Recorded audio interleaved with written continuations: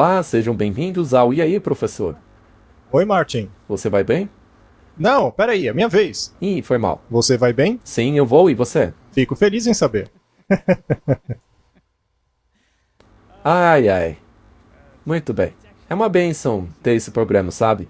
Não é fácil, mas... Não, não é. Mas o Senhor nos sustenta.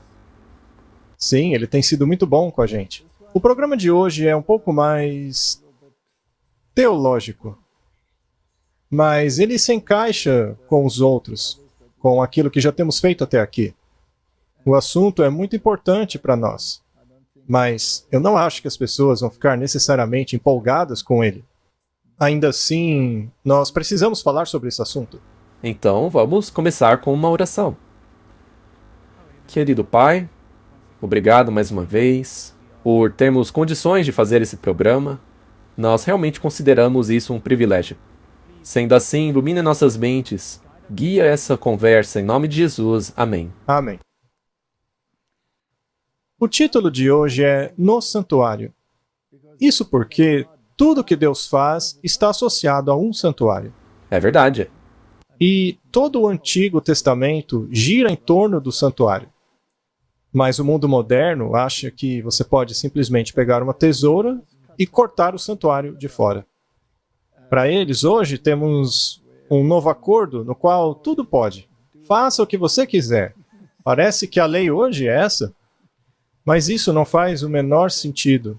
Não faz sentido descartar 2/3 da Bíblia. É verdade. Afinal, foi ordenado por Deus e está na Bíblia. O santuário está presente até mesmo no livro de Apocalipse. Exato. E é muito importante compreender que o santuário terrestre era apenas uma cópia do celestial. Era apenas um modelo, uma demonstração, um símbolo, uma encenação. Aquelas cerimônias ensinavam sobre o que aconteceria no futuro. Desde do cordeiro, que não era necessariamente crucificado, mas ele pagava o preço pelo pecador. Então, tudo isso fazia parte do santuário terrestre. E não devemos esquecer que ele era um modelo do santuário celestial, aonde Jesus está. O santuário terrestre nos ensina sobre o ministério de Jesus. É onde Jesus está agora. E veja, lá no nosso curso, onde damos aula, nós vemos que os alunos, antes de estudarem o santuário terrestre, não têm muita ideia do que Jesus está fazendo agora lá no céu. Alguns nem sequer veem o céu como uma coisa real. É verdade. Para muitos, o céu é uma coisa nebulosa, não é? Isso mesmo. Mas o santuário terrestre nos ensina muito bem o que Jesus está fazendo lá no céu. Mas nós não vamos discutir hoje sobre o santuário em si e a sua mensagem. Vamos falar sobre a importância da administração do santuário com relação ao curso da história. E quais são as suas implicações? Porque isso é um assunto muito sério. Porque instituições inteiras podem acabar sendo deixadas de lado. O tema de hoje tem um subtítulo, que é Revisitando a História. A razão pela qual eu escolhi esse subtítulo é porque sempre que Deus faz alguma coisa enorme, ou ele introduz uma nova fase, ele tem a tendência de revisitar a história, de forma que pudessem compreender aonde se encontravam no curso do tempo, o que está acontecendo, por que está acontecendo e como eles deviam se comportar diante do que está acontecendo. E geralmente apenas poucas pessoas entendiam isso. Eu me pergunto se não é o mesmo hoje. Martin, você está armando para mim?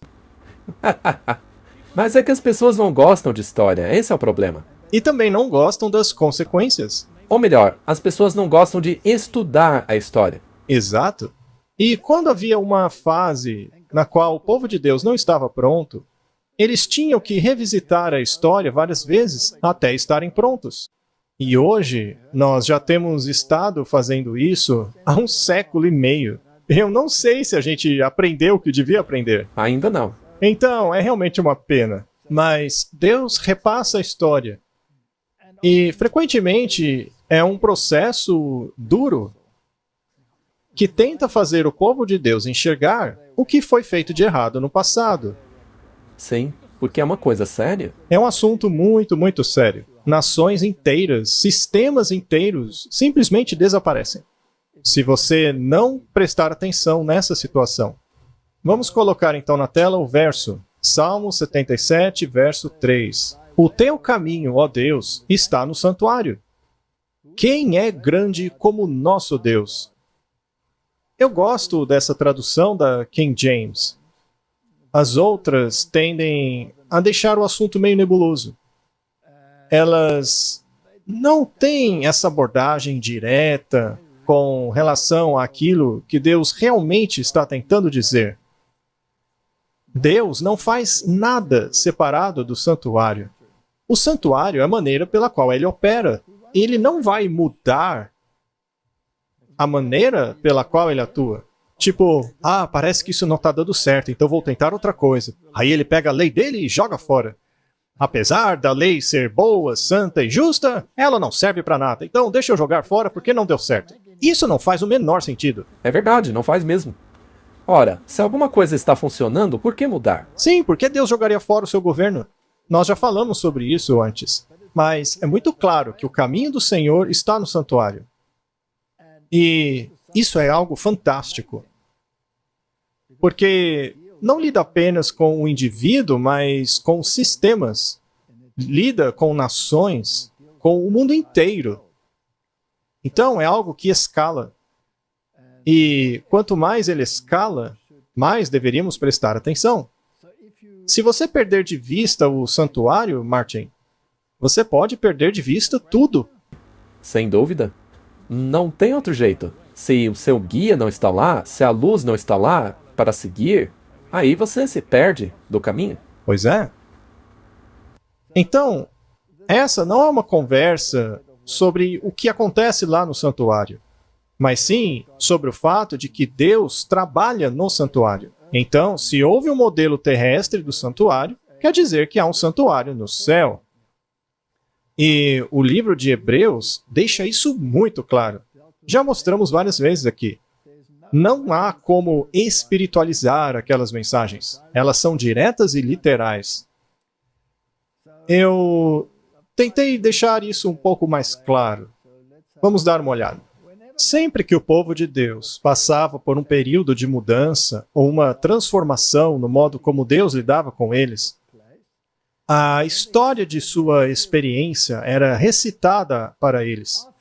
Muitas vezes isso acontecia quando, devido à sua teimosia, Deus era forçado a mudar suas circunstâncias para trazê-los de volta à razão. Sua história era relembrada quando, por desobediência, precisavam retornar ao deserto devido à incredulidade, quando eram levados ao cativeiro, ao exílio, ou mesmo quando voltavam do exílio. A história deles era revisitada para que compreendessem o porquê tal coisa tinha acontecido. Isso servia para lembrá-los do porquê as calamidades aconteceram em primeiro lugar. Curiosamente, sua história também era relembrada quando um novo período em sua experiência estava para começar, como na entrada deles em Canaã. Moisés, no livro de Deuteronômio, revisita a história dos israelitas para fortalecê-los na sua entrada em Canaã. Ele repassa toda a história do povo desde o início. É uma revisitação para lembrá-los de sua experiência, suas falhas e suas vitórias. Mas mais do que isso, para lembrá-los do poder de Deus, dos milagres de Deus, de sua paciência e misericórdia. Era como se fosse uma lição para discernirem o caráter de Deus, para conhecê-lo e amá-lo, que é o primeiro mandamento. Você concorda? Claro que concordo. O amor por Deus leva à compreensão e obediência de seus mandamentos. Não porque somos obrigados, mas porque os compreendemos. É porque nós queremos. Isso mesmo. Não é? Para mim, é impressionante. Enquanto eu lia isso aí, eu comecei a perceber o que você queria dizer. É como cada vez que você lê na Bíblia, quando você lê uma parte na qual se repete algo que aconteceu, como o povo apostatou, como o povo falhou, isso é repetido para a nossa compreensão. Sim, era para chamar a atenção deles. Eu acredito que estamos rumando para os eventos finais, o que significa que estamos no limiar de entrar na Canaã Celestial. Ou seja, uma grande mudança. Seria bom revisitarmos um pouco de história? Sem dúvida. Moisés deu aos filhos de Israel o guia completo do plano da salvação, baseado em tipos e símbolos, ou seja, a mensagem do santuário. Ela explicava perfeitamente o plano da salvação, mas se você joga fora essa guia, onde você vai parar? Você vai começar a montar em bodes, como os maçons, não é? Achando assim que você vai se salvar. É verdade. Este guia deveria servir como a cartilha deles, o seu estudo ao longo dos séculos. Deveria levá-los a compreenderem a natureza do pecado, suas consequências e grande solução para o problema do pecado centralizado no Messias, o prometido. Eles não percebiam que o sacerdote servia apenas para simbolizar Cristo. Os sacerdotes não eram Cristos, não era para governar sobre o povo ou receber glórias dele. O papel deles era apenas representar aquele que viria. Deveriam ser como João Batista, que disse: "Não sou digno de atar as sandálias dele. Aquele que vem após mim é maior do que eu. Eu não sou digno." Mas não, os sacerdotes se exaltaram. Parece que eles não compreenderam esse papel. Quero salientar que isso tudo é uma lição para nós. As cerimônias do santuário eram uma exibição passo a passo do plano da salvação, explicando em detalhes o sacrifício, a expiação, a purificação e erradicação do pecado. Apresentava até mesmo o conflito entre Cristo e Satanás nas figuras do bode do Senhor e do bode Azazel, representando este o originador do pecado. Estava tudo lá. Eles poderiam ter estudado isso, mas o tornaram apenas um ritual e passaram a enxergar esse ritual como a salvação deles. Infelizmente. A essência dessa cerimônia se perdeu. E isso é algo muito perigoso. Então é melhor aprender com o exemplo deles. É melhor aprender com o exemplo deles. Pergunta: será que isso se aplica ao nosso tempo também? Essa é a grande pergunta. Ora, se serviu para eles naquela época, também serve para nós. Não podemos simplesmente caçoar deles pelo que fizeram. Somos piores do que eles. Lembra-se disso? Lembro. Somos piores que eles. E isso é muito importante, porque agora entendemos que Deus sempre traz a história à tona para aprendermos dela. Elas não estão lá apenas por serem histórias interessantes.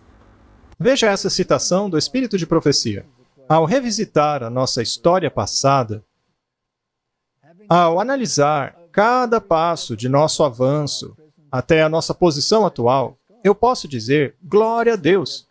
Ao ver tudo o que Deus fez, eu fico repleta de admiração e cheia de confiança em Cristo como líder. Não temos nada que temer do futuro, a menos que esqueçamos as maneiras como Deus nos conduziu no passado, assim como os seus ensinos. Chegou a hora de fazermos uma reflexão muito séria. Mas não apenas como uma denominação. O mundo todo precisa fazer uma séria reflexão. Certo, vamos continuar o nosso tema aqui. Agora, fui eu que escrevi isso, tá? As cerimônias e festas anuais do serviço do santuário retratavam as várias fases da expiação. E tivessem os judeus internalizado cada fase, não teriam tão prontamente mal interpretado as Escrituras com relação ao Messias e sua missão. Se tivessem associado o cordeiro sacrificado ao Messias, não teriam confundido a segunda vinda triunfante de Jesus com a sua primeira vinda, há quase 2000 anos atrás. Os judeus acharam que o Messias viria para derrotar os inimigos, mas não, primeiro ele veio para limpar os nossos corações. Isso estava permeando o pensamento deles completamente. Era um pensamento centrado neles ao invés de... Sim, era a exaltação própria. Foi como o calvinismo. Seleção. Eu sou um escolhido. Deus me escolheu e o resto é lixo. Isso me lembra até da eleição americana, na qual foi dito que o lugar de certas pessoas era a lata do lixo. Ai, ai, ai. Toda a sua história e anseios seriam vistas sob uma nova luz. Primeiramente, o tipo veio encontrar o antitipo. antes que pudesse haver a restauração do reino de Deus. Então, Martin, é muito importante que compreendamos o que realmente aconteceu no tempo dos judeus, porque isso tem um impacto para nós hoje em dia. Lembre-se, estamos seguindo Deus em seu santuário. Sim. Muito bem. Além dos grandes temas proféticos prevendo o tempo de sua vinda, ou seja, Daniel capítulo 9, e a missão do Messias, assim como os vários indicadores tipológicos, haviam muitos pequenos indicadores, os quais Steve Wallberg, em seu livro Israel e o Fim do Mundo, dá alguns exemplos. Eu menciono alguns deles aqui, mas, Martin, eu estava ouvindo a um discurso do bispo Marmari, aquele ortodoxo que vive na Austrália, que foi esfaqueado recentemente. Bom, ele não gosta de adventistas. Não. Ele despreza a mensagem deles.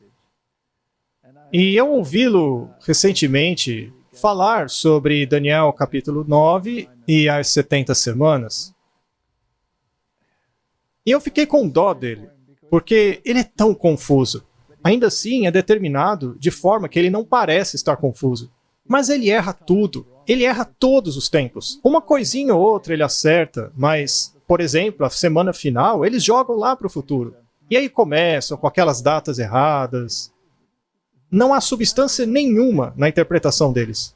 Ele chama de a profecia do Messias. Ainda assim, é incapaz de apontar uma data ou qualquer coisa parecida. E é muito triste como eles interpretam isso. Sim, mas se a gente voltar na história, se voltarmos à Reforma Protestante, eles acertaram.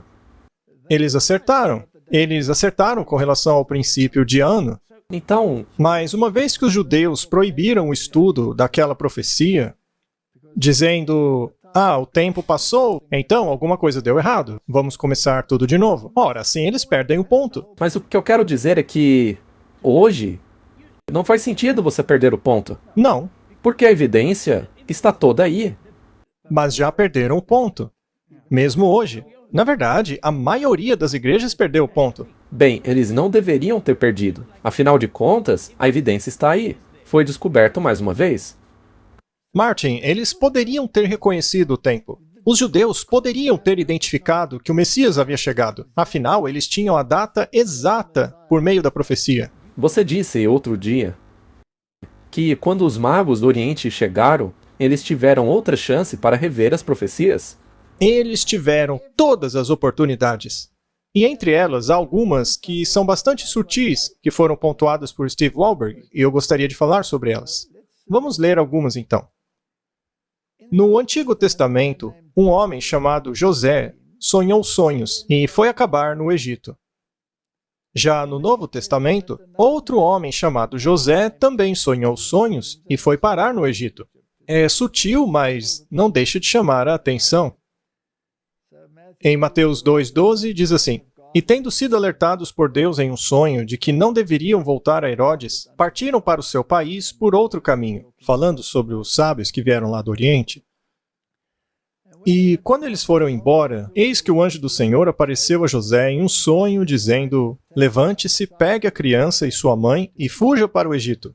E lá você ficará até que eu fale contigo, pois Herodes irá procurar matar a criança e destruí-la. Então veja, os judeus tinham todos esses indicadores. Estava bem ali debaixo do nariz deles. E eles ignoraram. E não apenas isso. Ele levantou-se, pegou a criança e sua mãe, e pela noite fugiram para o Egito. E ficaram lá até a morte de Herodes. Para que assim fosse cumprido o que fora dito do Senhor por meio do profeta que disse: Para fora do Egito eu chamei o meu filho. Então, há sempre essa revisitação da história. Estude a história, estude a história. Isso também nos mostra que o Antigo Testamento está vivo dentro do Novo Testamento. Um permeia o outro. Não se pode ignorá-lo. Não se pode ficar sem a substância no Novo e o tipo no Antigo. Eu só queria dizer outra coisa. Também é muito maravilhoso quando é dito na Bíblia que Jesus, por meio dos seus profetas, revela antes da hora aquilo que vai acontecer. Para que quando acontecer, Você creia? aqui Mateus faz menção a Oséias, quando diz: Quando Israel era menino, eu o amei, e do Egito chamei o meu filho. Isso é fascinante porque aqui ele chama Israel de o filho que ele chamou para fora do Egito em um sentido literal. Mas no Novo Testamento isso é aplicado a Cristo. Então, em outras palavras, o que queremos dizer é que toda a essência do sistema judaico era centrada em Cristo. Tudo era um símbolo de Cristo. Só que eles focaram tanto na tipologia que acabaram jogando fora o tipo, ou seja, Cristo. E isso é uma belíssima ferramenta para se estudar a Bíblia também. Então, aqui Deus chama Israel de o seu filho, mas Mateus aplica isso a Jesus. Então, essa história dos judeus encontra seu cumprimento completo em Jesus Cristo. É uma bela tipologia. Em Isaías 41, verso 8, Deus chama Israel de seu servo. Aqui, em Isaías, diz assim: Você, Israel, é o meu servo. Jacó, a quem escolhi, a semente de Abraão, meu amigo. Mas, em Mateus, a figura do servo é expandida de Israel para Jesus. Então, quando lemos essa declaração, lemos assim: Eis aqui o meu servo, a quem sustenho, o meu eleito, em quem se apraz a minha alma. Pus o meu espírito sobre ele. Ele trará justiça aos gentios. Não clamará, não se exaltará, nem fará ouvir a sua voz na praça. A cana trilhada não o quebrará, nem apagará o pavio que fumega. Com verdade trará a justiça. Não faltará, nem será quebrantado, até que ponha na terra a justiça, e as ilhas aguardarão a sua lei.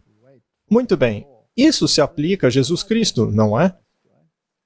Martin, quando diz assim, ele não clamará, não se exaltará, nem fará ouvir a sua voz na praça, você poderia rebater isso dizendo, mas Jesus ensinou nas ruas e nos lugares públicos e todo mundo ouviu sua voz. Será que então a Bíblia se contradiz? Não, porque você deve olhar o que os fariseus fizeram.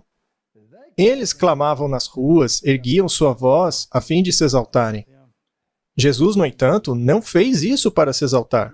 Ele apontava para o plano da salvação.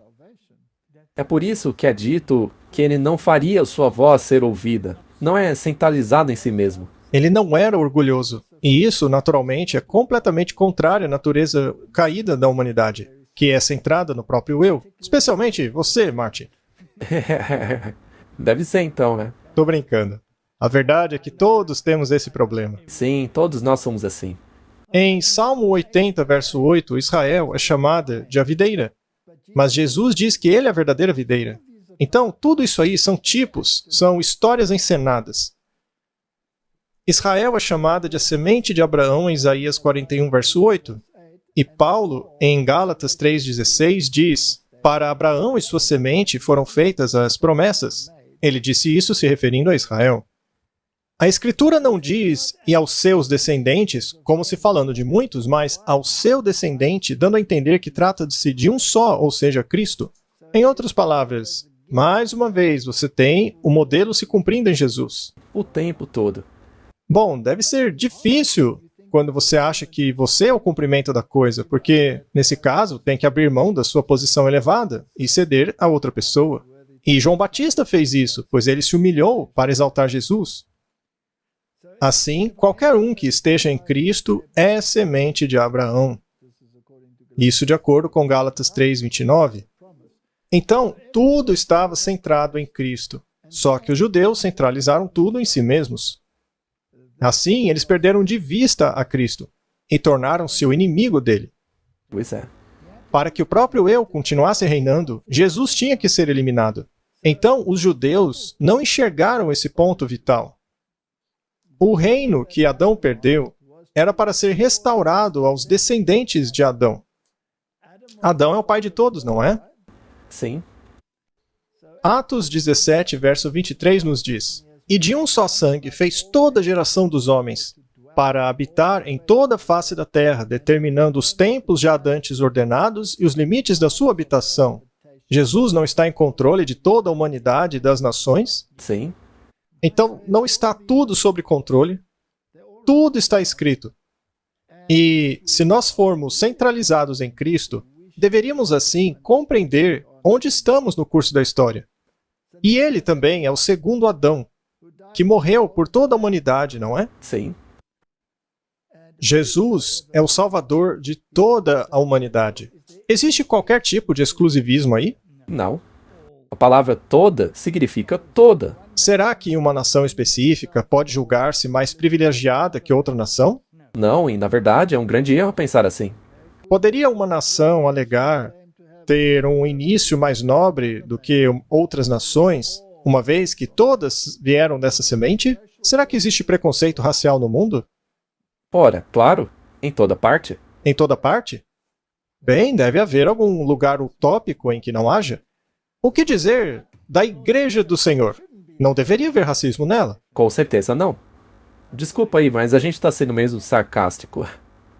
Martin, isso não é legal. Realmente não é legal. Tá, eu vou ser bem claro. Tem racismo na nossa igreja sim, mas não deveria. Ok, Martin. Mas isso não deveria ser erradicado de cada alma? Sim, Muito bem. Algumas nações são menos privilegiadas que outras, sim, isso é verdade. certo? Mas isso as torna menos importantes diante dos olhos de Deus? Não. Muito bem. Eu queria que a gente enfiasse isso na cabeça. Isso nos ajudaria a ter uma existência muito mais harmoniosa. Pois Deus amou o mundo de tal maneira que apenas aquelas nações que ele escolheu como seu tesouro especial deveriam ser salvas e as outras perecer. É isso que está lá em João 3,16? Eu acho que preciso de óculos porque não foi isso que eu li. Bom, deixa eu ler direitinho então. Vamos lá.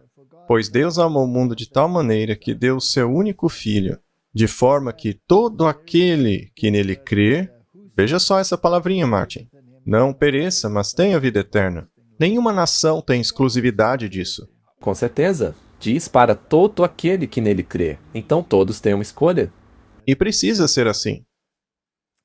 Podemos então dizer que, na primeira vinda de Jesus, o tipo encontrou seu antítipo.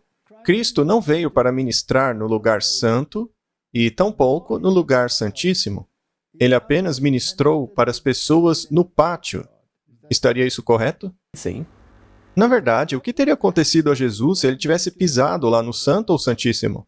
Uau, ele seria... Apedrejado? Com certeza. Ele teria sido morto, porque essa era uma regra levítica. Apenas os levitas tinham permissão para servirem no Santo e no Santíssimo. No pátio, até os gentios podiam pisar. Havia lá um lugar reservado para eles. Todo o ministério de Cristo, enquanto esteve aqui na terra, ocorreu dentro do pátio. E também era no pátio do templo terrestre, onde o cordeiro era sacrificado. Então, ele cumpriu o ministério do pátio enquanto esteve aqui na terra. Ele nunca ministrou no lugar santo ou no santíssimo. Agora, se o caminho dele está no santuário, então em algum momento ele deve avançar para o lugar santo. Sim, percorrer toda a cerimônia. O sacerdócio levítico tinha que chegar ao fim. Tinha que chegar a um final completo, Martin. Porque Cristo, nosso sumo sacerdote, não era um levita, mas um judeu. Sendo assim, não podia ministrar dentro daquele templo. Seu sacerdócio era superior. Ele era da ordem de Melquisedeque. Ele era o cordeiro sacrificial, cujo sangue foi derramado pelos pecados do mundo. E isso acontecia no pátio. Mas ele não podia ser um sacerdote terrestre, porque ele não era um levita. Nem pelo sangue de bodes e bezerros, mas pelo seu próprio sangue, ele entrou no lugar santo, tendo obtido eterna redenção para nós. E por isso também Jesus, para santificar o povo pelo seu próprio sangue, padeceu fora da porta. O ministério dele foi o ministério do pátio. E ele cumpriu essa porção do plano da salvação. Ele pagou pelos pecados de toda a humanidade. E então ele foi ao lugar santo, de acordo com Hebreus 9:12. Mas o sacerdócio levítico chegou ao fim antes de ele fazer isso, porque ele não era um levita. Pergunta: se você fosse um levita chique, com suas belas roupas, pompa, glamour, admiração do povo, você ficaria feliz se o seu ministério acabasse? Não. Com certeza eles teriam inveja.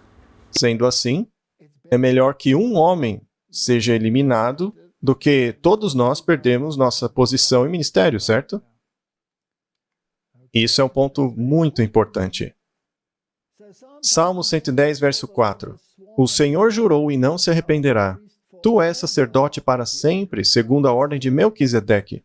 Isso é uma profecia messiânica. Hebreus 5, verso 6 diz: e conforme ele diz em outro lugar, tu és um sacerdote após a ordem de Melquisedeque. Veja só. Hebreus 7, 11. Se fosse possível alcançar a perfeição por meio do sacerdócio levítico, pois em sua vigência o povo recebeu a lei, por que haveria ainda a necessidade de se levantar um outro sacerdote após a ordem de Melquisedeque, e não após a ordem de Arão? É uma boa pergunta essa que Paulo faz. Sim, do contrário, não haveria utilidade para isso. Bom, se o caminho de Deus está no santuário, então o sumo sacerdote e o ministério de Jesus no lugar santo passou a vigorar após a crucificação. Isso é bíblico, Martin. Ressurreição e ascensão de Jesus, porque apenas então o seu próprio sangue estava disponível para a consagração do templo e ministração no lugar santo. Jesus não poderia começar o ministério antes que o sangue estivesse lá. E esse lugar santo é no céu. Sim, é o santuário celestial, já que ele nunca ministrou no lugar santo do santuário terrestre. Após a ressurreição de Jesus, ele nunca foi lá no templo dizendo: agora eu vou ministrar como sacerdote porque sou da ordem de Melquisedeque. Saiam daí, levitas. Ele nunca fez isso porque ele entrou no santuário celestial, um lugar que não foi feito por mãos humanas. Esta mudança de fase dentro do plano da salvação foi uma mudança muito significativa. O tipo encontrou o antítipo. Agora, eu gostaria de falar sobre grandes mudanças. Esta é uma mudança gigantesca, já que houve a transição de um modelo terrestre para o modelo original, o santuário celestial. Isso fez com que, repentinamente, o modelo terrestre fosse obsoleto.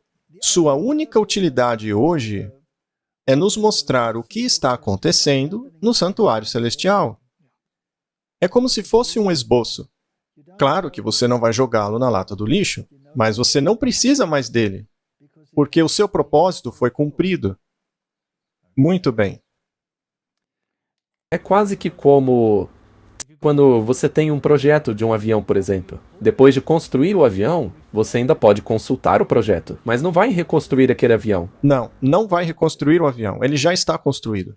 Aqueles que seguiram Jesus pela fé até o lugar santo, porque não dava para seguir Jesus literalmente, né?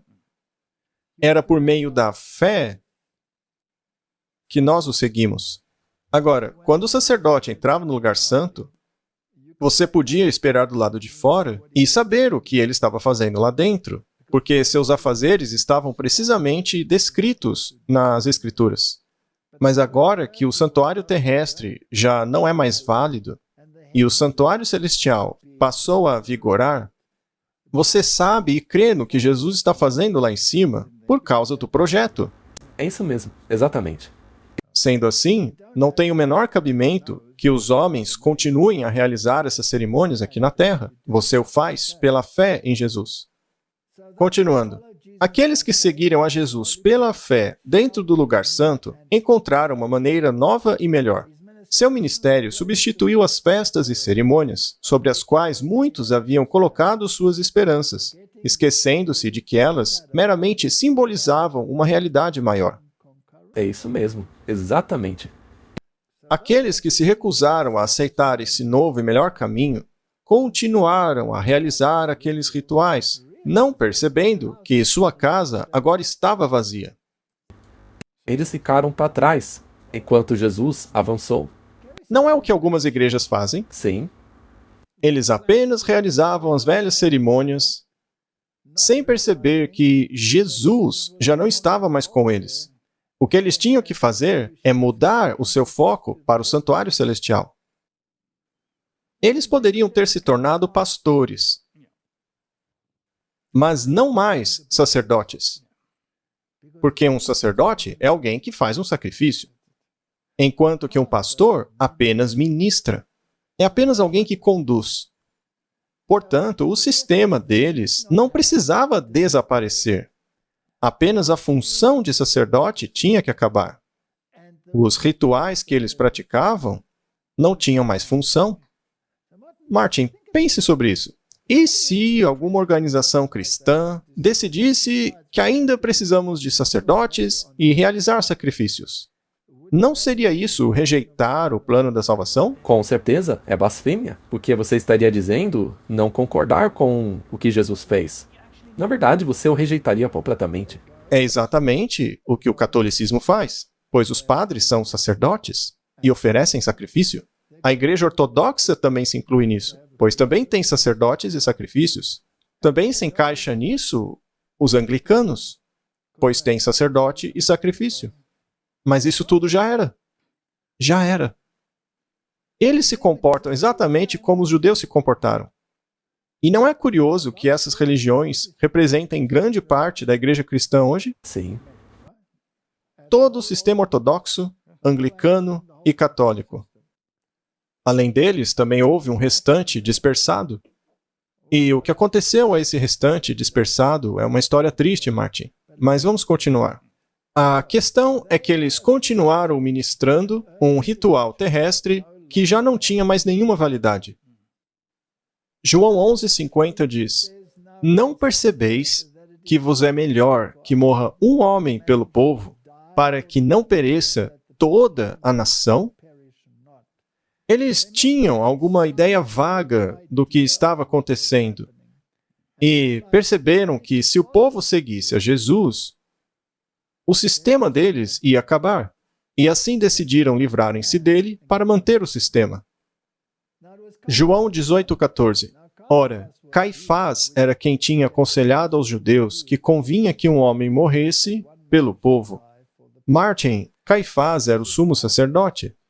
Eles queriam manter as ofertas, continuar os sacrifícios, mas essas coisas já não têm mais validade. O sistema deles acabou. Já não tem utilidade nenhuma, está desolado, vazio de qualquer coisa. É muito importante aprendermos com o exemplo deles.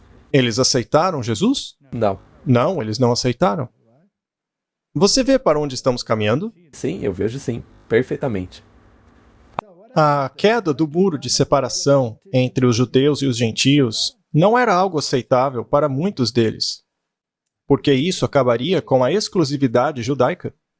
E qualquer um hoje que pense ser o maioral está sofrendo da mesma ilusão. Fim do sistema sacrificial com seus tipos e sombras. Fim do sacerdócio levítico e a abertura de um novo e melhor caminho. Não é basicamente o que aconteceu? Sim.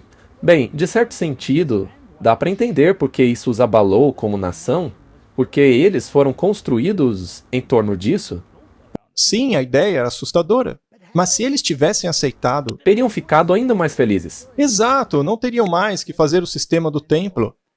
E poderiam ter se tornado pastores. E teriam mantido sua posição. É claro, eles seriam o que os discípulos foram. E teriam que abandonar aquelas roupas especiais que os faziam sentirem-se mais importante do que os outros. E as igrejas cristãs hoje? Algumas não usam mantos até hoje? Sim, eles vestem roupas muito suntuosas. Por acaso Jesus utilizava alguma roupa especial? Não, ele não utilizava. Apenas uma roupa branca e sem costura, que representava a justiça dele. E parando para pensar, os edifícios deles são parecidos com o de Herodes. Sim. Tudo que eles constroem tem que ser enorme e melhor do que o outro. Bem, vamos continuar a nossa história. Romanos 7,6 diz: Mas agora nós fomos libertos da lei. É claro que ele está falando da lei cerimonial aqui. Não vamos confundir as coisas. Mas agora, tendo morrido para aquilo em que estávamos retidos, para que sirvamos em novidade de espírito e não na velhice da letra. Já é hora de deixar para lá o ritual, porque, pela fé, nós seguimos a Cristo dentro do santuário, pois o caminho dele está no santuário. É o que a Bíblia diz. Hebreus 8:6. Mas agora alcançou ele ministério tanto mais excelente, quanto é mediador de uma melhor aliança que está confirmada em melhores promessas. Veja só, Martin, promessas melhores. Agora tudo se baseia na realidade e não em símbolos. E precisamos entender isso direito. Não é que o símbolo era inútil. Não. Era apenas um símbolo. Um animal não podia me salvar. Claro que não. Jesus teve que morrer. O cordeiro era o símbolo disso. Exato. Portanto, era necessário que as cópias das coisas que estão nos céus, cópias, Martin, fossem purificadas com esses sacrifícios, mas as próprias coisas celestiais com sacrifícios superiores. Se o terrestre tinha que ser purificado, então o celestial precisava de sacrifícios muito melhores, a saber, o sacrifício do próprio Cristo. E aí tem esse verso muito triste. Ele veio para os seus, mas os seus não o receberam. Martin, essa é a história dos judeus. Nós olhamos para trás e achamos eles uns tolos. A gente diz. Mas nós, hoje, fazemos a mesma coisa. A verdade é pior que eles. É verdade, Martin. Fazemos pior. Você concorda que este é um dos versos mais tristes da Bíblia? Ora, com toda certeza. Esse e aquele outro no qual Jesus disse, não te conheço. Uhum. Ele foi reconhecido pelos homens sábios do Oriente. Os anjos o anunciaram aos pastores. Profetas da casa de Israel, que administravam no templo, o confirmaram, e ele foi anunciado por João Batista, que o apontou como o Cordeiro de Deus. Ele foi reconhecido pelo Espírito Santo, que veio sobre ele em forma de pomba. Também foi reconhecido pela voz de seu Pai, ouvida do céu, e pelos seus milagres e sua transfiguração e ressurreição. Ainda assim, ninguém o aceitou. Eles tiveram oportunidade. É verdade, eles tiveram. Será que Deus queria garantir? Sim. Vamos ler. E havia em Jerusalém um homem chamado Simeão, que era justo e piedoso, e que esperava a consolação de Israel. E o Espírito Santo estava sobre ele. Fora-lhe revelado pelo Espírito Santo que ele não morreria antes de ver o Cristo do Senhor. E, movido pelo Espírito, ele foi ao templo. Quando os pais trouxeram o menino, Jesus, para lhe fazer conforme requeria o costume da lei, Simeão o tomou nos braços e louvou a Deus, dizendo: Agora, Senhor, despede em paz o teu servo, segundo a tua palavra, pois já os meus olhos viram a tua salvação, a qual tu preparaste perante a face de todos os povos, luz para iluminar as nações e para a glória do teu povo Israel. E José e sua mãe se maravilharam das coisas que dele se diziam. Temos aqui um profeta. Aguardando. Ele estava dizendo a todo Israel o que estava acontecendo ali. Deus queria assegurar-se de que não havia apenas uma testemunha. E o que mais ele fez? E Simeão os abençoou e disse a Maria, sua mãe: Eis que este é posto para a queda e elevação de muitos em Israel, e para sinal que é contraditado. Interessante, né? Muito. E uma espada traspassará também a tua própria alma, para que se manifestem os pensamentos de muitos corações. Sempre o coração, Martin. E estava ali a profetisa Ana, filha de Fanuel, da tribo de Asser. Esta já era avançada de idade e tinha vivido com o marido 7 anos, desde a sua virgindade, e era viúva de quase 84 anos. E não se afastava do templo, servindo a Deus em jejuns e orações, de noite e dia. E sobrevindo na mesma hora, ela dava graças a Deus e falava dele a todos os que esperavam a redenção em Jerusalém. 2 profetas. Além dos sábios do Oriente, além de todos os sinais. E ainda tinha o João Batista, preparando o caminho todo esse tempo. É verdade. Eles tinham desculpa. Eles sabiam dessas coisas. Eles não tinham desculpa. Certamente eles não tinham desculpas. Se tivessem estudado, não teriam perdido o Messias. Bom, quando os sábios do Oriente vieram, eles tiveram que estudar. Então, foi ignorância proposital? Sim, foi ignorância proposital. Na verdade, foi assassinato proposital. Porque Herodes decidiu matar todos os bebês meninos porque só ele queria ser rei. Ele teve a exata mesma atitude de Caifás. Então, no final da era judaica, lá no final da profecia das 70 semanas, que anunciava o fim do tempo de graça para a nação judaica, no apedrejamento de Estevão, a história dos judeus foi mais uma vez apresentada a eles no discurso de Estevão. Isso está tudo ali em Atos, capítulo 7, que aconteceu sob a inspiração do Espírito Santo e foi registrado em Atos, capítulo 7. Eles não tinham desculpa. Quando Estevão repassou toda a história e disse que tinha vindo o Messias e que eles eram culpados de matá-lo, ele acabou morrendo por isso. Então, eles rejeitaram a repreensão. Lemos em O Desejado de Todas as Nações: o Salvador não veio para jogar de lado aquilo que os patriarcas e profetas haviam dito, já que ele mesmo havia falado por meio destes representantes. Todas as verdades da palavra de Deus vieram por meio dele, mas essas joias preciosas haviam sido encobertas pelo engano. Sua luz preciosa estava sendo utilizada para ministrar o erro. Deus desejava que elas fossem removidas do erro e recolocadas em meio à verdade. Esta obra apenas a divina mão poderia executar. Por sua conexão com o erro, a verdade havia servido a causa do inimigo de Deus e do homem. Cristo veio para colocá-la aonde pudesse glorificar a Deus e trabalhar para a salvação da humanidade. Martin, eles não tinham desculpa. Tinham todas as cerimônias para educá-los. E apesar de terem sido dadas por Deus, eles fizeram delas o seu meio de salvação. As cerimônias tornaram-se o salvador deles. Isso é muito importante salientar. As cerimônias apontavam para o Salvador, mas eles a usaram como desculpa para matá-lo.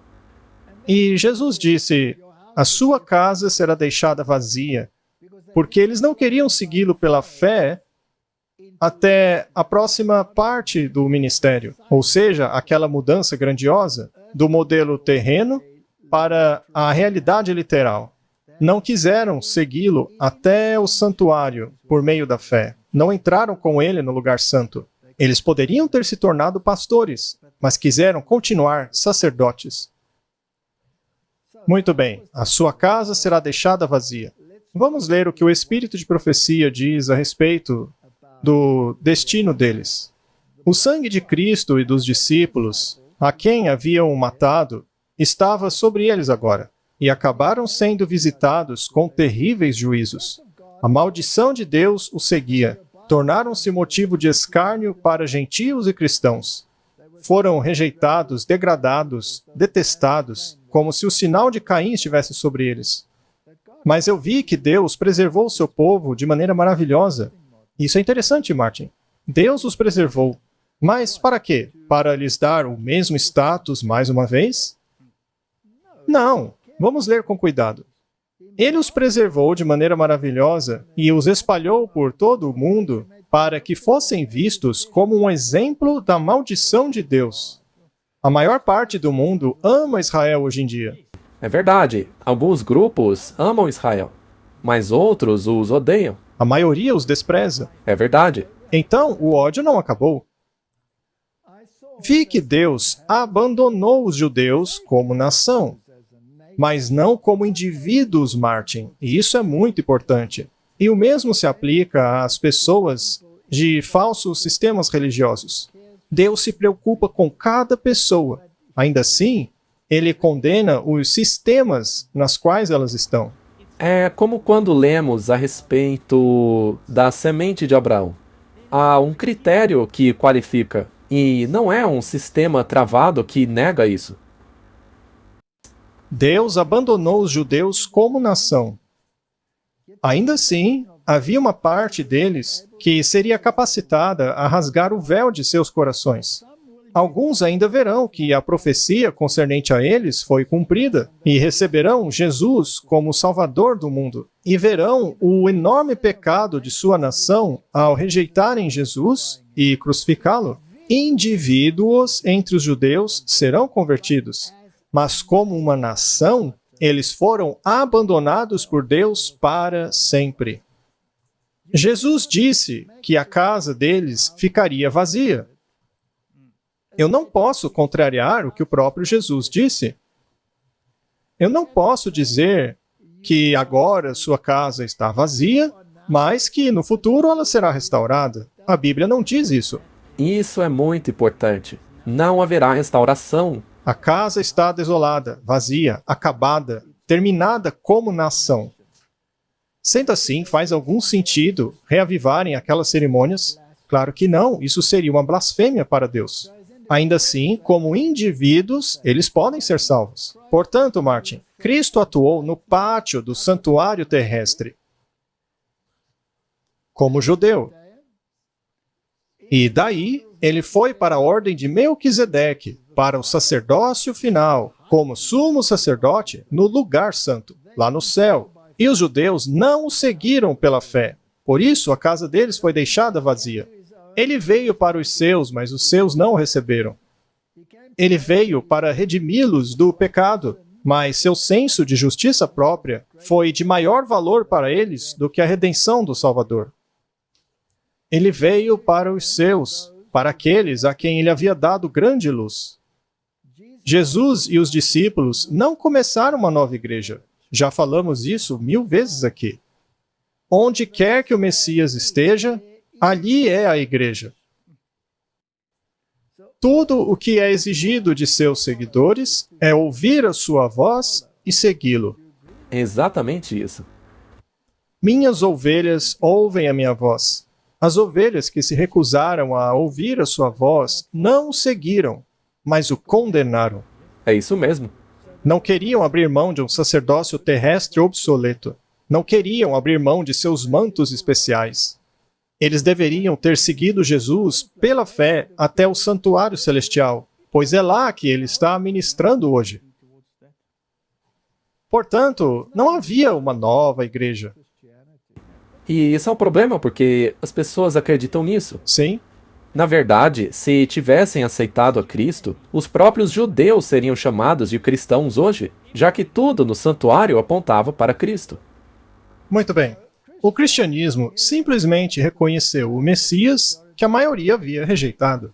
Ao reconhecerem a voz do noivo, eles não o rejeitaram. Não foi Jesus que os abandonou. Eles o abandonaram. Isso é a mais pura verdade. Muitos, mesmo dentre os fariseus, acabaram crendo nele e seguindo-o. Estes aceitaram abandonar o sacerdócio. Podemos dizer então que as ovelhas que o seguiram precisavam de redenção? Ora, somos todos ovelhas, certo? O fato de que nós o seguimos pela fé até o lugar santo não nos torna melhor que os outros. Nós ouvimos a voz dele justamente porque precisamos de salvação. Então, não somos melhores que outros. Não nos tornamos super-humanos. Fisicamente e espiritualmente precisamos da redenção. Porque este corpo que temos vai apodrecer um dia. E se não formos ressuscitados, já era. E a única maneira de sermos ressuscitados é estarmos em Cristo. É isso aí. E eu tenho uma natureza caída, e não consigo me livrar dela, a menos que Jesus me renove. A menos que ele me justifique e santifique. Ele veio para os quebrantados de coração. Ele veio para amaciar os corações endurecidos. Portanto, nós não somos melhores do que qualquer outra pessoa. Porque Jesus disse, não sabeis de que espírito sois? Então, precisa haver uma mudança de coração. Todos nós precisamos dessa mudança. Todo mundo. Sua redenção é completa. Ele é fiel e justo para perdoar e nos redimir de toda injustiça. Ele nunca foi mais rápido do que os seus filhos pudessem acompanhá-lo. Isso é muito, muito importante. Eu também acho. Ao invés disso, ele colocava-se em seu lugar na sua jornada e tomava tempo para ajudá-los. Por exemplo, aquela mulher com aquele problema. Todos ao redor achavam que ele estava demorando.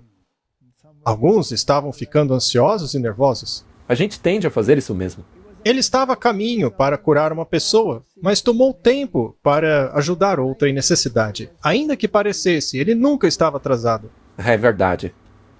Jesus não saía correndo na nossa frente após fazer o convite "siga-me". Jesus dava às pessoas o tempo para passarem pelo processo, não é? Bom, tudo isso é para preparar a mente para a próxima grande mudança. Você concorda que se ele serviu no pátio do santuário naquele tempo dos judeus e depois foi para o lugar santo lá no céu, isso não foi uma grande mudança de todo o cenário? Com toda certeza? Não seria natural concluir então que um dia ele iria para o lugar santíssimo? Sim. A Bíblia não diz que o caminho dele está no santuário? Certo. Agora a coisa fica séria. Porque estamos no limiar de reencenar aquilo que os judeus fizeram, mas numa escala mundial, enquanto que a deles foi numa escala local. Muito bem, qual seria a próxima grande mudança? Se formos para Daniel 8:14, é dito assim: até 2.300 dias, e o santuário será purificado. Muito bem. Quando isso aconteceria? Bem, se você analisar a profecia, isso é parte da profecia das 70 semanas. Ou melhor, a profecia das 70 semanas é parte dessa profecia. Sim, a primeira parte. A primeira parte tem que ver com os judeus, dos quais acabamos de falar. Já a segunda parte trata da purificação do santuário, que acontecia no dia da expiação. Sim. No passado, isso ocorria localmente lá em Israel, mas hoje deve ser global. Hoje deve ser em uma escala global, porque estamos no fim dos tempos. É importante dizer isso. Muito bem, no fim da profecia dos 2.300 dias, o santuário seria purificado.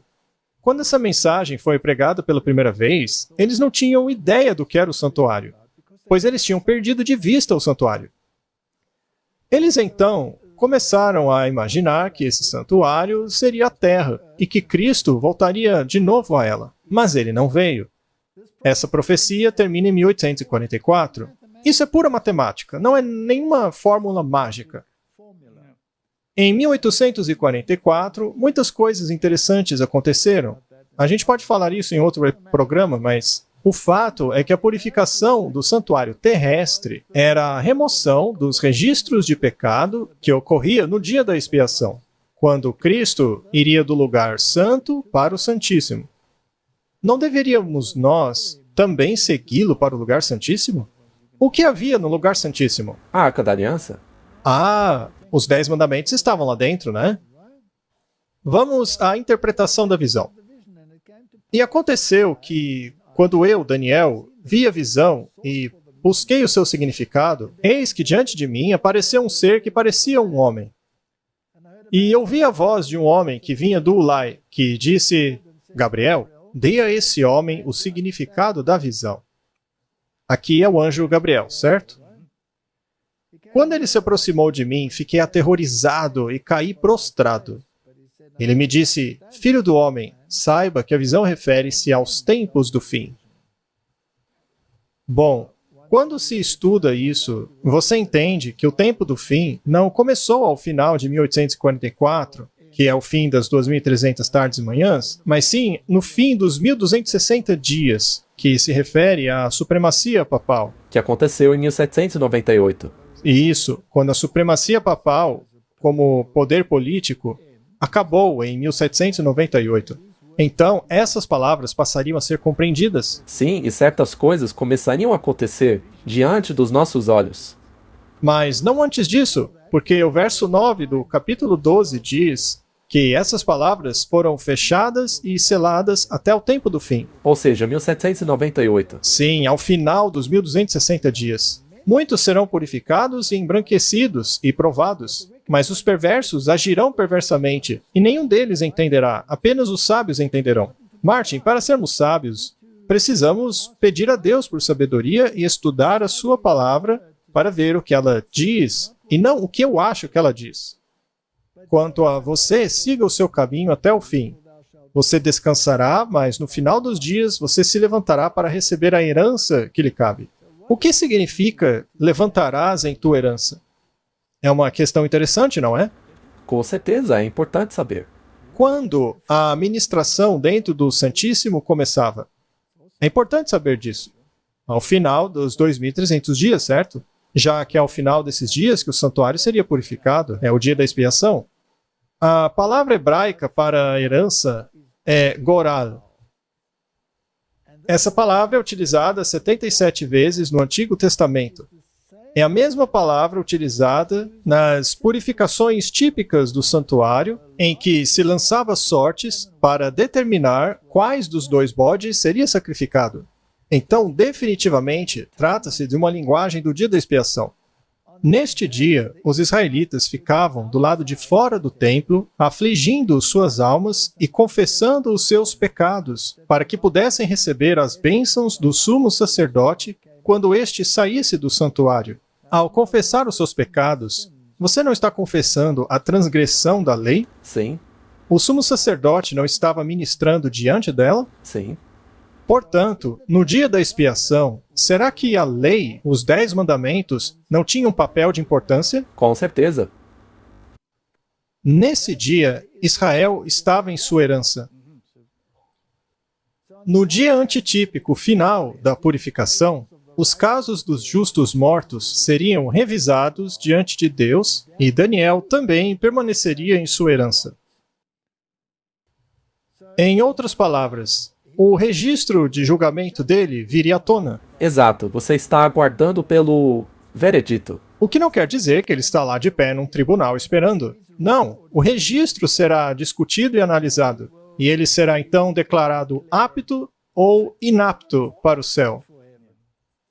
Correto? Então, isto se refere ao dia da expiação.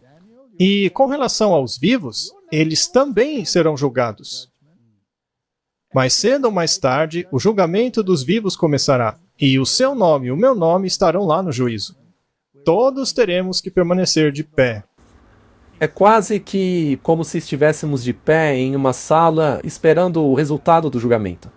Isso, estamos aguardando o resultado. E quando o juiz sair e martelar lá o martelinho dele, a sentença está dada e será tarde demais. Tarde demais. Martin, esta é a linguagem do santuário. E isso é muito importante. Veja aqui uma citação de J.N. Lawborough, o movimento do segundo grande advento, seu surgimento e progresso. Eu encorajo as pessoas a lerem esses livros. Você pode tê-los de graça na internet. Ele escreveu: quando o relógio profético bateu e o tempo do fim começou, após os 1260 dias proféticos, que terminaram em 1798, lembre-se disso, quando o papado perdeu seu poder político, muitos dos sábios estudaram as Escrituras para determinar o fim da profecia dos 2.300 dias. E muitos dos sábios começaram a compreendê-la. Isso é importante, é uma coisa universal, está acontecendo agora mesmo. Então, vamos repassar a história. Vamos estudá-la. Por todo o mundo, e independentemente uns dos outros, as pessoas chegaram à conclusão de que o período profético se encerraria por volta de 1843 a 1844. Veja só, pessoas diferentes em lugares diferentes chegaram à mesma conclusão. Exato. Liderando a lista estavam William Miller, A.J. Krupp, David McGregor, Edward Irving da Inglaterra, Archibald Mason da Escócia, W.E. Davis, Joseph Wolff, que trabalhou na Ásia, Alexander Campbell, Capitão A. Landers de Liverpool, Inglaterra, Leonard Heinrich Kelber da Alemanha, Lacunza da Espanha, Hansa Pita e Dr. Cappadoci da Holanda, Raul da Baviera, padres da Tartária, estudantes da Bíblia do Iêmen, russos no Mar Cáspio e molocanos nas margens do Báltico. E muitos outros discerniam os tempos. Você sabia disso, Martin? Não, eu não sabia disso. E não é importante? É impressionante. É como os homens sábios do Oriente. A luz brilhou em todos esses lugares. E o que eles estavam fazendo? Estavam repassando a história, estudando profecia. Aqueles homens do Oriente não fizeram o mesmo? Sim, eles discerniram o tempo de Daniel. E chegaram à conclusão de achar que aquela estrela era a profecia. Então, esses homens vindos do Oriente não eram judeus. Não? Eles provavelmente eram zoroastras. Eles tinham acesso àquilo que Daniel havia dito e estavam estudando as profecias. E todas essas pessoas aqui, de todo o mundo, desde a Ásia ao mundo cristão, da Holanda até o Reino Britânico, dos alemães até os espanhóis, países católicos, países protestantes, países pagãos, todos estavam estudando estas coisas. E concluíram que o fim dos 2.300 dias seria em torno de 1843 ou 1844. Então Deus estava dando a eles mais uma vez uma lição de história para essa grande mudança que ocorreria. Antes de uma grande mudança, haveria uma grande mudança na ministração, que iria do lugar santo para o Santíssimo. Agora, lembre-se que os judeus não entenderam que Jesus estava entrando no lugar santo. As cerimônias deles haviam perdido a função. E o que William Miller tem a dizer sobre isso? O impacto da cronologia bíblica. Outro tipo de evidência que afetou vitalmente a minha mente, diz ele, foi a cronologia das Escrituras. Descobri que eventos preditos, que haviam sido cumpridos no passado, muitas vezes ocorreram dentro de um tempo determinado. Os 120 anos até o dilúvio, de Gênesis 6:3, os 7 dias que o precederam, com 40 dias de chuva predita, Gênesis 7:4, os 400 anos da peregrinação da descendência de Abraão, Gênesis 15:13. Tudo isso não é reencenação da história?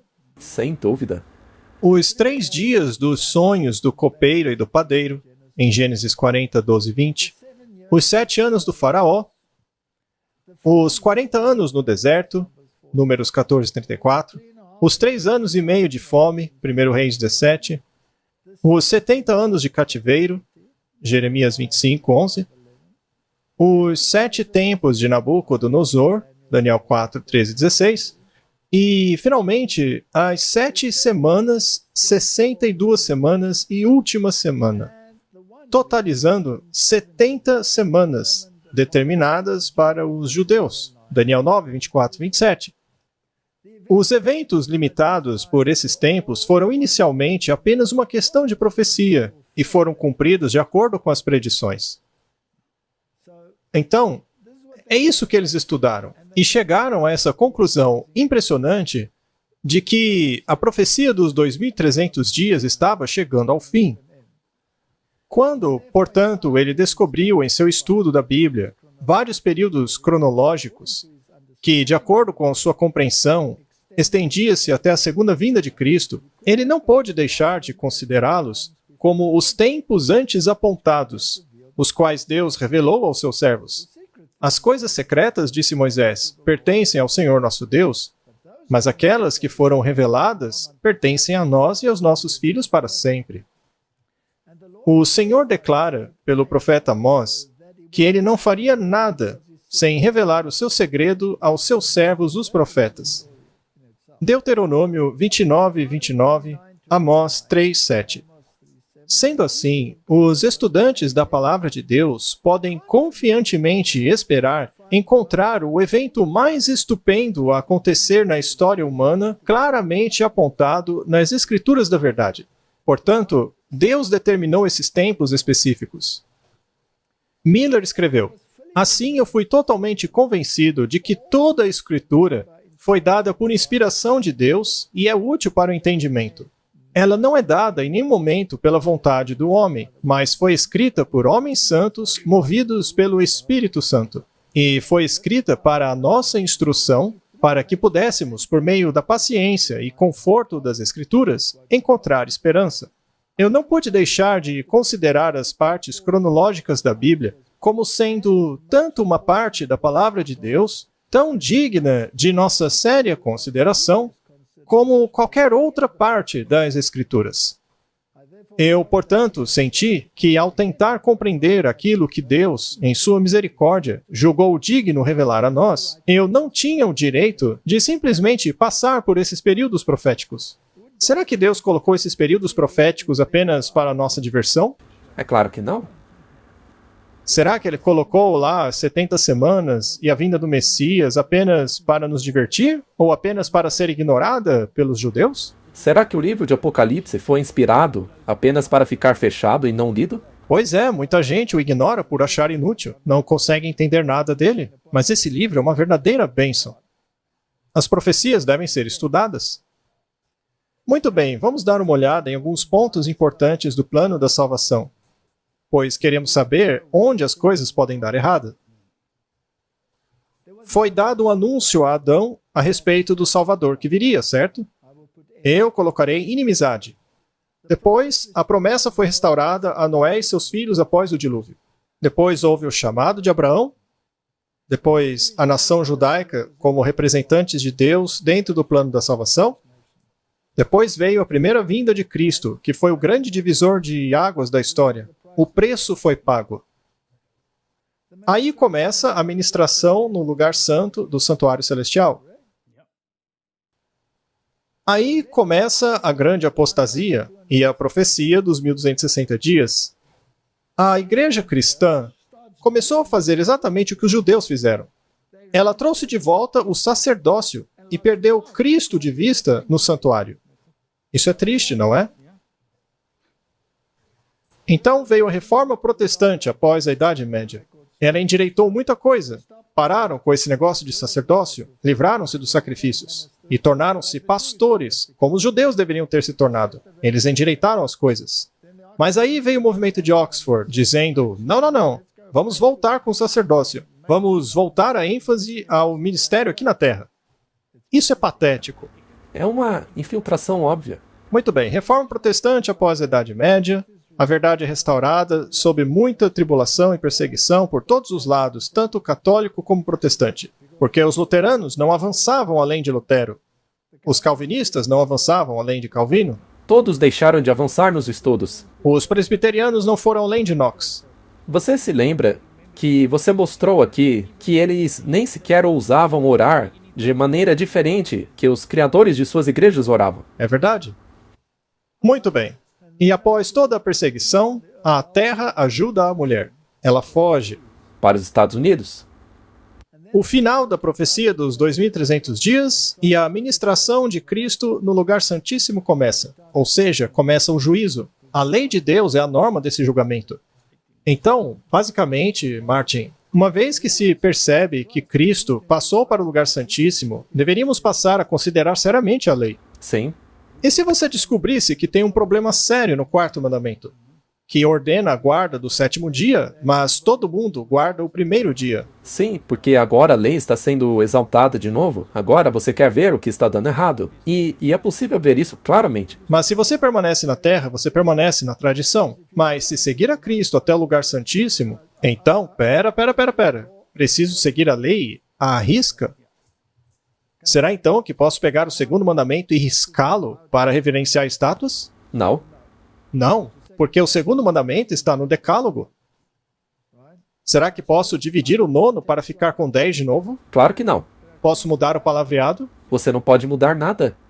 Bom, será que posso jogar tudo fora? Não. Porque seremos julgados pela lei. Você não pode modificá-la em nada. Muito bem. Ao final da profecia dos 2300 dias, se você segue Cristo até o lugar santíssimo, a lei deve se tornar muito importante, porque você será julgado por ela. Você tem que se perguntar, como os israelitas, será que eu estou em harmonia com Deus? E se eu não estou em harmonia com a lei, por causa de minhas tradições, eu não deveria mudar? Sem dúvida. E se eu não quiser? Bem, então você não seguirá Jesus. E eu não estaria seguindo o caminho dos judeus, tornando-me desolado? É isso aí. Continuando. Então, a verdade perdida é restaurada. Não é? Os judeus perderam de vista a verdade. Eles a envolveram numa roupagem falsa. E o mundo cristão hoje não fez o mesmo. Liderados pelo catolicismo, eles reintroduziram o sacerdócio. Os ortodoxos, os anglicanos, também reintroduziram o sacerdócio. E aí, as outras igrejas começaram a negar a lei e a manter uma falsa lei. Mas a norma da verdade foi escrita pelo dedo de Deus e está no lugar santíssimo. Então, quando Cristo vai ao lugar santíssimo, eu devo segui-lo pela fé. Exato. Eu devo perguntar, o que está fazendo, Senhor? E ele dirá, estou julgando, pois chegou a hora do juízo. Deus verificará até mesmo o caso de Daniel, para ver se ele guardou a lei. E Deus dirá, e a sua vez, meu amigo, está chegando. É isso mesmo. E eu devo dizer, Senhor, por qual norma o Senhor está julgando? Onde posso ler a respeito dessa lei e quais são as consequências? Estão bem aqui, na Arca da Aliança, escritas com o dedo de Deus. Se querem compreender o que ela diz, vá e leia Êxodo capítulo 20. E veja em que situação você está. Mas, Senhor, eu tenho a minha tradição, que é contrária à sua lei. Eu quero continuar guardando a minha tradição. Bem, então você está seguindo o caminho dos judeus. O próprio Jesus falou, em vão vocês me adoram. Então a verdade deve ser finalmente restaurada, em sua devida roupagem. E depois disto, a imagem da besta é formada, a marca da besta é implementada, e finalmente teremos um tempo de angústia como nunca houve. Há uma grande consequência, Martin, em se rejeitar as grandes mudanças de Deus. E então, temos a segunda vinda. E analisando essa lista aí, se analisarmos a história, 11 desses eventos já passaram. Sim? Estamos quase no número 12. Estamos quase lá. Muito bem. Mas por que o final da profecia dos 2.300 dias significou uma grande mudança de fase dentro do plano da salvação? Bem, o dia de juízo antitípico, o dia da expiação, foi anunciado pela proclamação da primeira mensagem angélica. É isso aí. A mensagem diz que a hora do juízo chegou. Adorem aquele que fez. 1844 vai a todo mundo. A mensagem de 1844 foi a todo o planeta, dizendo que deveriam adorar aquele que fez o mundo. Sendo assim, não podemos, pelo ecumenismo, estar juntos a um sistema que rejeitou a Cristo ao reintroduzir o sistema do sacerdócio e alterou a lei de Deus. Mas o mundo insiste nisso. Queremos adorar na nossa tradição. Os judeus não fazem isso? Mesmo na primeira mensagem angélica, já há um reconhecimento de que Deus é o Criador e que o lembrete disso é o sábado. Correto, não há desculpa para errar. Temos que nos separar do erro. E se Cristo foi ao lugar santo e a lei se tornou proeminente, e se há uma contradição entre a lei e o seu sistema, e você se apegar a ele, você está escolhendo sair. O dia da expiação antitípico foi anunciado pela primeira mensagem angélica. Cristo passou do lugar santo para o lugar santíssimo, e aqueles que o seguem pela fé até o lugar santíssimo descobrem a imutabilidade da lei e tornam-se arautos da segunda e da terceira mensagens angélicas. Aqueles que não aceitam os princípios do juízo, ou a mensagem de que o juízo já começou, Martin, eles caem. Infelizmente. Eles caem. E não anunciam a segunda mensagem angélica, porque esta diz que Babilônia caiu. E a terceira mensagem diz que se você continuar no seu caminho, apegando-se à sua tradição e não à lei de Deus, você está encrencado. Mas o que aconteceu às igrejas que se recusaram a seguir a Cristo? Algumas delas começam a dizer que a lei mudou. Outras dizem que a lei foi abolida. E outras dizem que nós criamos a nossa própria lei. E no caso da nação judaica, bem, a casa deles está vazia. Eles caíram. Caíram porque beberam do vinho da fornicação. Ou seja, de falsas doutrinas. Eles têm alguma desculpa? Não.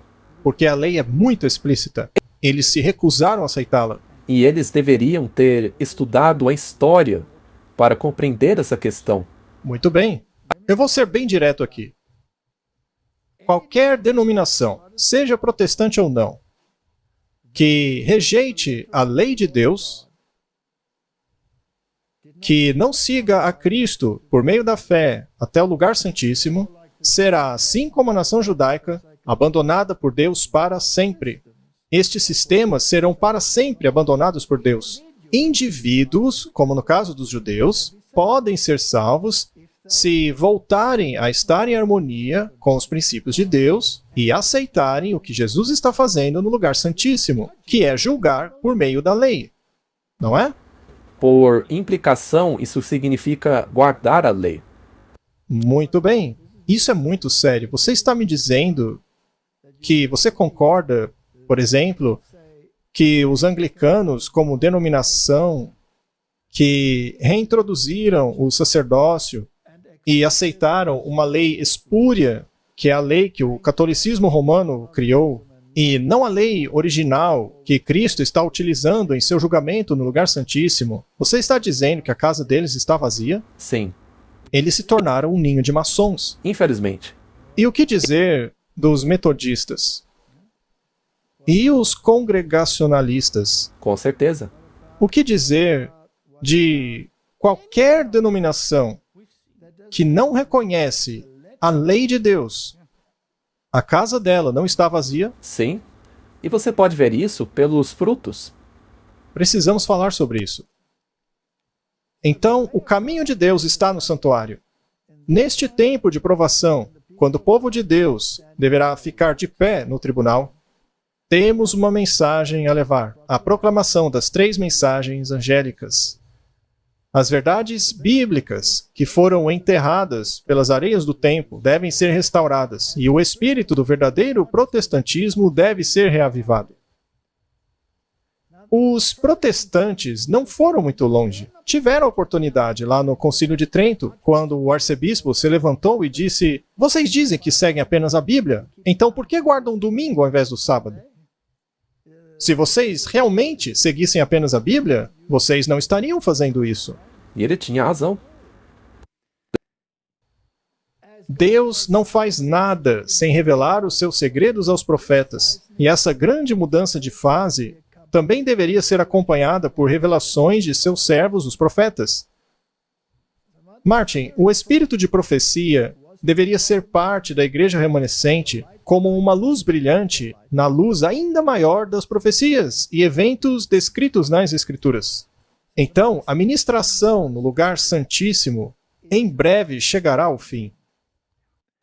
Quando esse ministério chegar ao fim, a sentença estará dada. Será tarde demais. Está feito. Está feito. Martin, o sistema está desolado. O sistema não aceita que Jesus foi do lugar santo para o Santíssimo. Eles não aceitam que Jesus está julgando agora. Não estão a par do fato de que Jesus está chamando o nome deles e perguntando: eles quebraram a minha lei? E a quebra da lei é a definição do pecado. Lemos em Mensagens Escolhidas: é o dever do povo de Deus manter as suas lâmpadas acesas. Sejam como homens que esperam pelo noivo, quando ele retornar do casamento. Vocês não têm um momento a perder em negligência com a grande salvação que foi provida a vocês. O tempo de prova das almas está chegando ao fim. Dia após dia, o destino dos homens está sendo selado, e mesmo nessa congregação não sabemos quão em breve muitos fecharão seus olhos na morte e serão habitados pela tumba. Devemos agora considerar que nossa vida está rapidamente passando e que não estamos seguros nem por um momento, a menos que nossa vida esteja escondida com Cristo em Deus. Nosso dever não é esperar algum momento especial para alguma obra especial ser feita por nós, mas avançar em nosso trabalho de advertir o mundo, pois somos testemunhas de Cristo até os confins da terra. Essa mensagem é muito importante. Cristo está no lugar santíssimo, mas as igrejas hoje estão no lugar santo. achando que não precisam obedecer à lei, achando que por terem aceito o perdão e a justificação, não há consequências de se quebrar a lei. Elas estão desoladas, vazias. Estes sistemas caíram, são parte da Babilônia, se uniram ao movimento ecumênico, que aliás começou em 1844, com a criação da Associação de Jovens Moços Cristãos, o primeiro grupo ecumênico do planeta, e escalou desde então a um ponto em que abriram mão da justificação e da santificação, de acordo com as próprias doutrinas. Eles caíram. Sai dela, povo meu. O que vai acontecer após isso, Martin, é a segunda vinda de Cristo. E aí já será muito tarde. Cristo, olhando através dos séculos, viu como o verdadeiro cristianismo seria quase extinto, de forma que, durante a sua segunda vinda, ele encontraria um estado na sociedade semelhante àquele que existiu antes do dilúvio. Até mesmo as igrejas estariam desmoralizadas e a Bíblia seria negligenciada e profanada. Enquanto o mundo protestante, por sua atitude, faz concessões a Roma, devemos nos despertar para compreender a situação e encarar o conflito diante de nós em seus verdadeiros aspectos. Que os atalaias agora levantem sua voz como uma trombeta e transmitam a mensagem que é a verdade presente para este tempo. Que eles mostrem onde estamos na história profética, para que o espírito do verdadeiro protestantismo possa despertar em todo o mundo. Isso é muito importante, Martin. Isso é muito importante. Será que como cristãos nós não estamos distraídos? Ou estamos cumprindo o dever, levando a verdade às pessoas? Todos deveríamos nos perguntar isso, Martin. Aquele que testifica dessas coisas diz: eis que venho logo. Amém? Vem, Senhor Jesus. Mas as igrejas não seguem isso, elas se tornaram desoladas, a casa delas está vazia. É a mesma coisa que aconteceu na primeira grande mudança de fase do plano da salvação, quando os judeus não seguiram a Cristo pela fé ao lugar santo. E está acontecendo hoje com as igrejas por recusarem que Jesus foi ao lugar santíssimo. Isso as leva a negar a lei de Deus. Ao invés dela, estão escolhendo o caminho de Caim. Martin, estas coisas são a verdade. E Deus está voltando muito em breve. Essa é a última oportunidade, especialmente com relação aos eventos que estão acontecendo agora no mundo, para que toda a humanidade tome a decisão de se separar destes sistemas religiosos caídos. Do contrário, seguirão o mesmo caminho que os judeus seguiram. A destruição de Jerusalém foi um tipo da grande destruição que ocorrerá no mundo todo. Vamos esperar que, quando Jesus voltar, muitos tenham decidido se preparar. Que possamos todos aprender com a história. Exato. Vamos orar. Querido Pai, nós temos seguido a mesma rota da antiga Israel. Nós negligenciamos a sua ministração. Temos negligenciado o caminho da justiça. Nós queremos os benefícios sem as consequências. Queremos os benefícios sem a obediência. Ajuda-nos a ver essas coisas em sua verdadeira luz e a seguir ao Senhor, aonde quer que o Senhor nos conduza. Quando aquela porta abriu e o Senhor entrou no lugar santíssimo, este caminho ainda está aberto para cada indivíduo, apesar de estar fechada para esses sistemas e igrejas caídos. Ajuda-nos como indivíduos a seguir esse caminho que Jesus seguiu para o lugar santíssimo, para tornarmos-nos parte da igreja remanescente que guarda os mandamentos de Deus e segue o testemunho de Jesus. Em nome de Jesus, amém. Amém.